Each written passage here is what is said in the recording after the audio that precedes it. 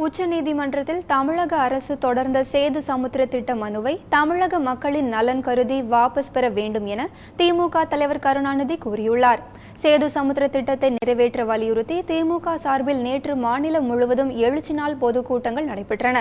சென்னை தங்கசாலை மணிக்கூண்டு அருகில் நடந்த கூட்டத்தில் திமுக தலைவர் கருணாநிதி கலந்து கொண்டு பேசினார். அப்போது சேது சமுத்திர திட்டத்தை திமுக தொடங்கியதால் தற்போது அதிமுக அரசு அதனை செயல்படுத்தாமல் இருப்பதாகவும், அதிமுகவின் இத்தகைய செயல் மக்களை ஏமாற்றி மத்திய அரசை குறை கூறும் நாடகம் எனவும் தெரிவித்தார். சேது சமுத்திர திட்டம் நிறைவேறினால் யாருக்கு என்ன பயன்? அந்த திட்டத்தினால் ஏற்படக்கூடிய பலன் பல்லாயிரக்கணக்கான மக்களுக்கு வேலை வாய்ப்பு கிடைக்கும்.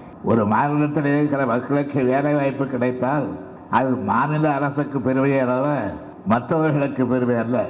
மாநில அரசுக்கு பெருமை சேர்க்கக்கூடிய மிகப்பெரிய திட்டத்தை திராவிட முன்னேற்ற கழகம் தொடங்கியது என்பதற்காக அதை நாங்கள் தொடர மாட்டோம் என்பது வீண் கனவு, வீணான கனவு.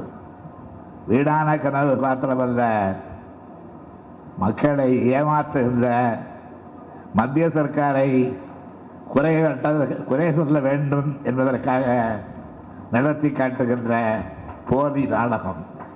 அந்த நாடகத்தை நம்பாமல் நீங்கள் உங்களுடைய அன்பான ஆதரவை திராவிட முன்னேற்ற கழகத்தின் சார்பிலே எடுத்துச் சொல்லுகின்ற கருத்துக்களை கவனித்து ஆராய்ந்து யாருக்கு தர வேண்டுமோ அவர்களுக்கு தர வேண்டும்.